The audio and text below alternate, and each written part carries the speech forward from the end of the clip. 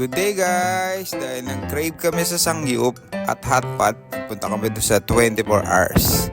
Jiangnan ang pangalan niya. Located lang siya sa branch ng NU MOA.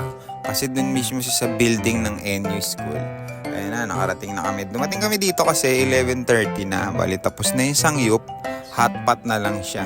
11:30 PM. Yun yung simula ng Hotpot. Sakto, ang weather medyo malamig, di ba? Kaya sakto yung hotpot. Sarap yung ano nila dito, only hotpot, di ba? Ayan, sipin nyo, 11:13, dami pa rin tao. Ayan.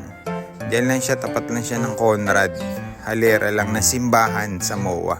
Ayun na, inassist na kami ni ate. Mabait yung mga crew nila dito. Pagdating namin, assist na agad kami. Sakto, medyo konti lang yung tao. Pero sa loob, marami yung mga nauna na. Ayan, nagpumili na kami ng menu. Ayan, Monday to Thursday, 599 lang siya. Bago adult rate, 899. Ayan na, niready na yung mga side dish namin. Yan yung mga sausawan kung tawagin. Ayan, isipin mo, 11:30 PM yan, Ang dami pa rin tao, di ba? Kasi nga, masarap, tsaka quality yung gamit nilang beef. Tsaka dito, pork. Ayan na, nag-serve na si kuya ng mga namin, in-order namin. Lilista nyo lang yung mga order. Ayan, meron din siyang squid. Bago ito pa yung mga ilalagay sa hotpot, kung may lobster ball.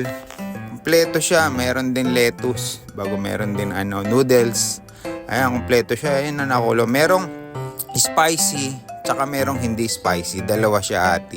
Kasi syempre, mahilig sa manghang. Ako mahilig ako sa manghang eh. Bago sila anak ko, hindi masyado mahilig sa manghang eh. Kaya meron din only ice cream. Ito nga pala, FB page sila. Thanks for watching.